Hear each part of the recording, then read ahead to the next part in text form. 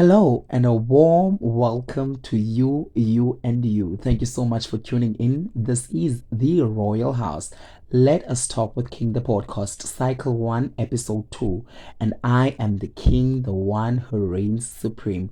Thank you so much to those who've been part of the royal family. I see the love and I do feel it. And to those who are not part of the royal family, what are you waiting for? What on earth are you waiting for? Please do subscribe, like, and follow me on Instagram. It's at KIING_NO.1. That's at King underscore number one. And this is just a sit down conversation where we talk about anything that's everything. So I do hope you enjoy. I do hope you learn and go educate others.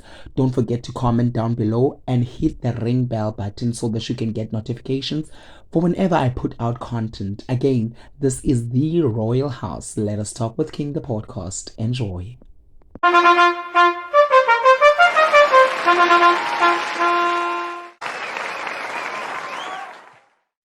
Umtu ngumntu ngabantu. I am because you are. And that is the essence of being South African. Today's topic is titled Black Tax.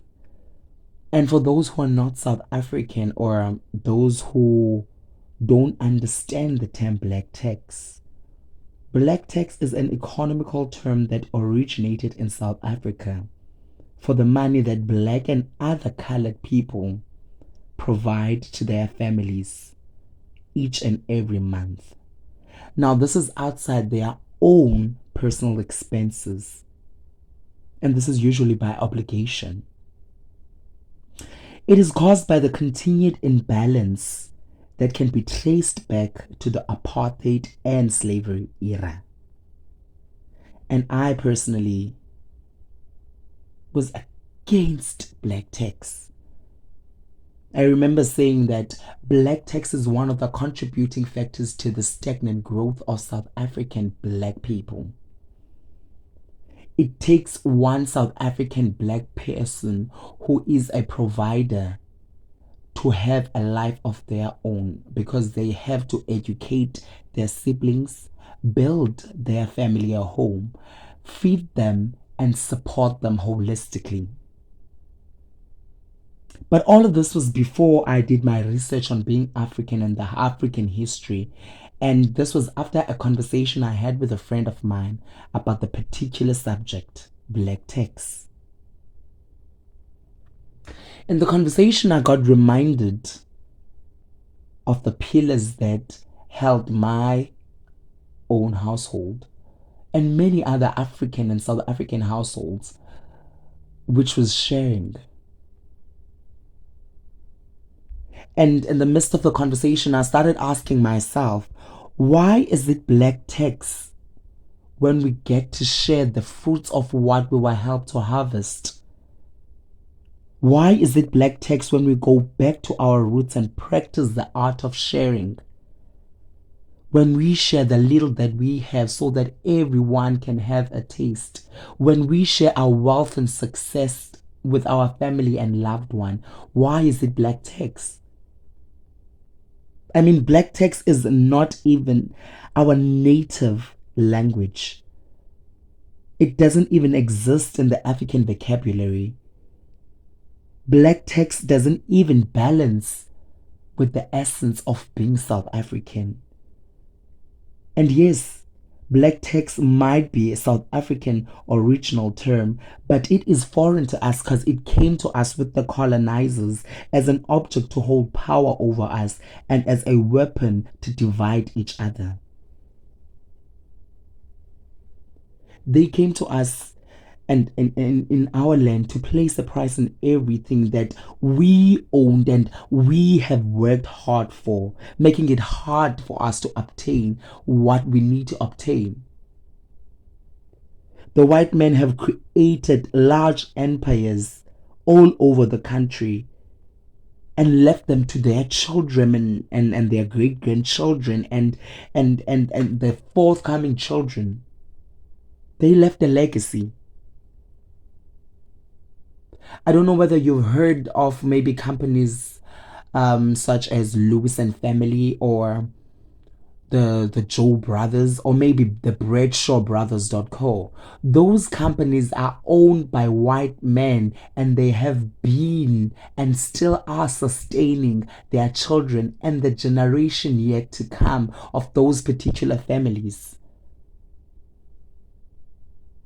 But when we succeed and decide to invest and help our brothers and sisters, we are told of black tax. When we take care of the future and the lineage of the black people, we are told of black tax. All these terms that are given to us, like black tax, don't appear in the prime history of Africans. What appears is ilema. I don't know whether you know ilema, but ilema is an art practiced in the rural Eastern Cape and probably some parts of Africa and South Africa, where the community would go and help a family that is in need of support, be it financial, be it food, or whatever support. That was an act of sharing, and that was an act of ubuntu practiced by South Africans. The neighbors would go and take food from their cabinets. Some would go and take their cattle. Some would take their vegetable from their garden so that they can feed the next person. Now, if we find it hard to help inside our households because we're complaining of black tax, how much more to the next person outside? How much more to the neighbors next to us? We should not forget where we come from, because the life we live today, many died for it, many struggled for it, and the soft life we've obtained today was not only because of our work, but for those who fought for it so that we can get the life we live. Let us help the next black person to grow. Let us grow the black community and see it succeed. Black tax is a divide and conquer system, a selfish system we find ourselves in. Black tax is a clear, we can't sit with a lot of black people. They can't be viewing the same view that we're viewing. Most of them should suffer. That is what we were told. And yes, we should not be forced to give, but giving back with a kind and not a heavy heart is a blessing to the next person that lifts them up and lifts you a little higher. So next time when people complain about black tax, don't take it as it's black tax. It's not.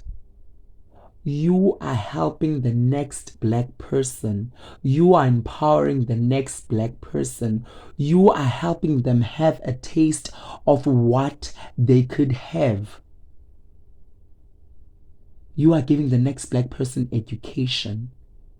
You are keeping your family secured by building them a house, because a country that we live in is filled with crime. So you're providing security to them. You're providing food on their table so that they can eat.